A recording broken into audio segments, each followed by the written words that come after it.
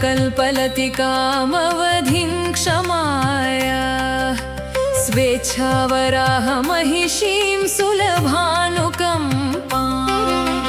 विश्वस्य मातरं किञ्चन कामधेनुं विश्वम्भराम शरणं प्रपद्ये। त्वां व्याहृतिः प्रथमतः प्रणवः प्रियं ते अखिलमन्त्रगणस्तमेव इत्थं प्रतीतविभवामि तरेष्विदानीं स्तोतुं यथावदवनेक इवार्हति त्वां नित्यं हिताहितविपर्ययबद्धभावे त्वद्वीक्षणैकविनिवर्त्य बहुव्यपाये मुग्धाक्षरैरखिलधारिणी मोदमाना मातस्तनन्धय धियं मयि वर्तयेथा सङ्कल्पकिङ्करचराचरचक्रवालम् सर्वातिशायिनमनं तशयस्य पुंसः भूमानमात्मविभवैः पुनरुक्तयन्ति वाचाम भूमिरपि भूमिरसि त्वमेका।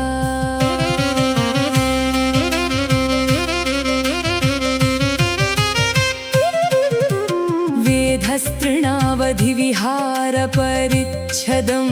ते विश्वं चराचरतया व्यतिभिद्यमानम् अम्ब त्वदाश्रिततया परिपोषयन्ति विश्वम्भरस्य दयितासि तदेकनामा सर्वं सहेत्यवनिरित्य चलेति मातः विश्वम्भरेति विपुलेति वसुन्धरेति अन्यानि चान्यविमुखान्यभिधानवृत्त्या नामान्यमूनि कथयन्ति तवानुभावम् तापान् क्षिपन् प्रसवितासु मनोगणानां प्रच्छाय शीतलतलः प्रदिशन् फलानि त्वत्सङ्गमाद्भवति माधवी लब्धपोषः शाखाशतैरधिगतो हरिचन्दनोऽसौ स्मेरेण वर्धितरसत्य मुखेन्दुना ते निष्पन्दतां विजहतो निजया प्रकृत्या विश्रान्तिभूमिरसि तत्त्वतरङ्गपङ्क्तेः वेलेव विष्णुजलधेरपृथग्भवन्ति स्वाभाविकेव सुमति श्रुतिभिर्विभाव्ये पत्युर्महिम्नि भवतीं प्रतिपन्नवासां शङ्के विमानवहनं प्रतिमासमानाः स्तम्भेरमप्रभृतयोऽपि वहन्ति सत्त्वा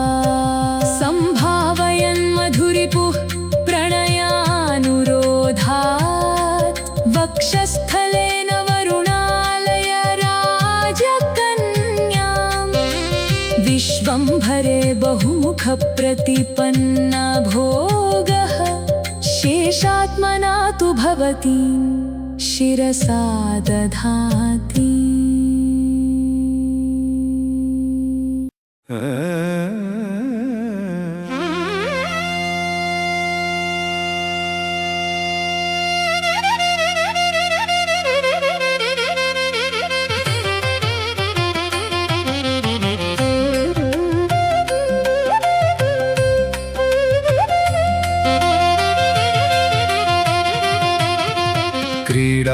क्रीडावराहदयिते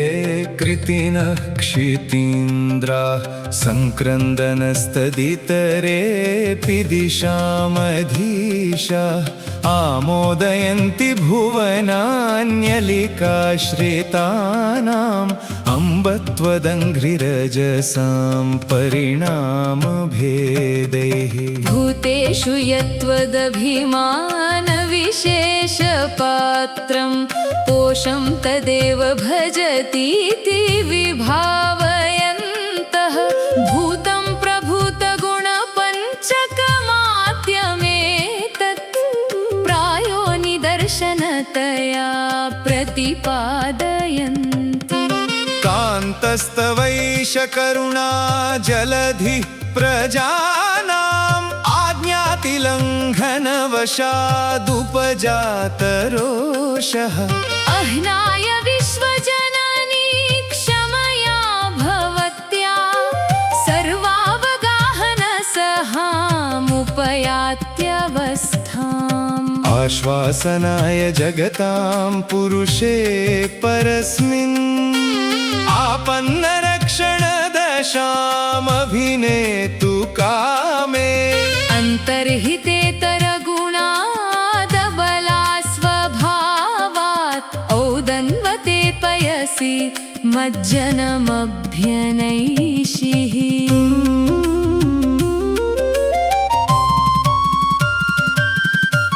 पूर्वं वराहवपुषा पुरुषोत्तमेन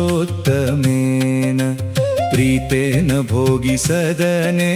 समुदीक्षितायाः पादाहताः प्रलयवारिधयस्तवासन् उद्वाहमङ्गलविधेरुचिता मृदङ्गाः व्योमातिलङ्घिनी विभोः प्रलयाम्बुराशौ वेशन्तलेशैव मातुमशक्यमूर्तेः सत्यः समुद्रवसने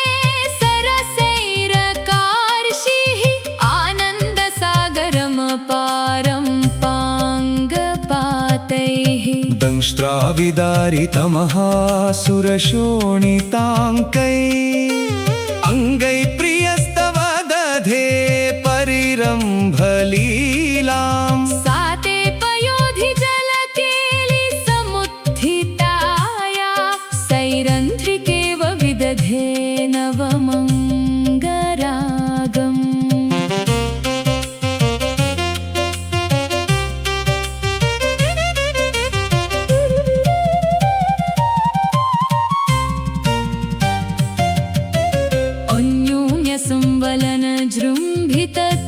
अन्योन्यसंवलनजृम्भिततूर्यघोषै संवर्तसिन्धुसलिलैर्विहिताभिषेका एकातपत्रयसि विश्वमिदं गुणैः स्वै अध्यास्य भर्तुरधिकोन्नतमंसपीठम् भर्तुस्तमालरुचिरे भुजमध्यभागे पर्यायमौक्तिकवती पृषतैः पयोधे तापानुबन्धशमनी जगतां त्रयाणां तारापथे स्फुरसि तारकितानि शेव आसक्तवासवशरासनपल्लवैस्त्वाम् संवृद्धये शुभतटिद्गुणजालरम्यै देवेश दिव्यमहिषीं धृतसिन्धुतोयै जीमूतरत्नकलशैरभिषिञ्चति द्यौः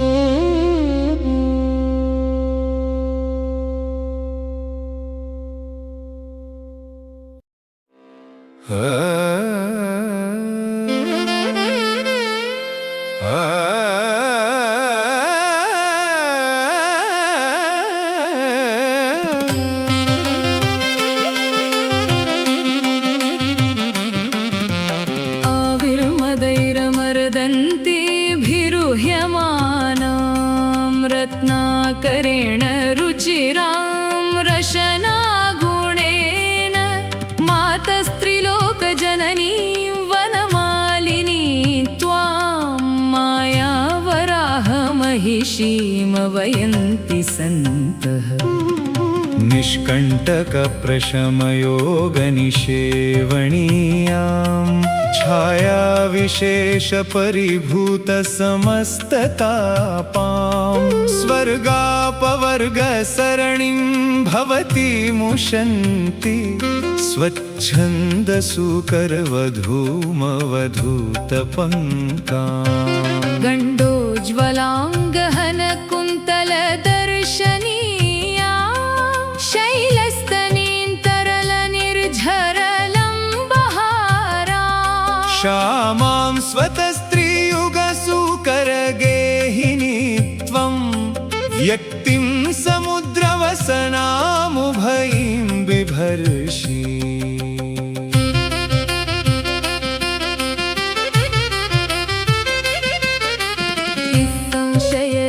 निगमसीमनि विष्णुपत्नी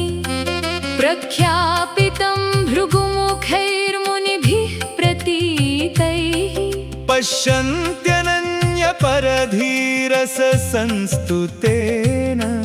सन्तः समाधिनयनेन तवानुभावम् सञ्चोदिता करुणया चतुरः पुमर्थान् व्यातन्वती विविधमन्त्रगणोपगीता सञ्चिन्त्य सेवसुमति स्थिरभक्तिबन्धैः अन्तर्बहिश्च बहुधा प्रणिधानदक्षैः क्रीडा गृहीतकमलादिविशेषचिह्ना विश्राणिता भयकरां वसुधे सभूतिम् दौर्गत्य दुर्विषविनाशसुधानदीं त्वा सञ्चिन्तयन् हि लभते धनदाधिकारम् उद्वेलकल्मषपरं परितादमर्षात् उत्तंसितेन हरिमञ्जलिनाप्यदृश्यम् आकस्मिकोऽयमधिगम्य यति प्रजानाम् अम्ब त्वदीयकरुणा परिणाम एव प्रत्येकमब्दनियुतैरपि दुर्व्यपोहात् प्राप्ते विपाकसमये जनितानुतापात्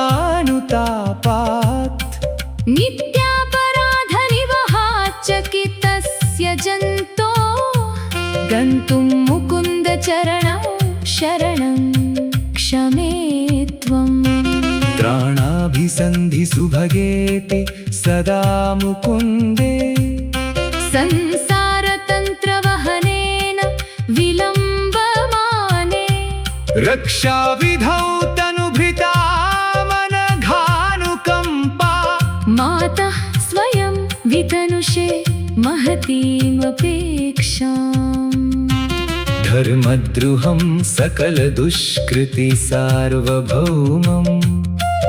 आत्मानभिज्ञमनुता फलबोज्झितं माम् वैतानसूकरपतेश्चरणारविन्दे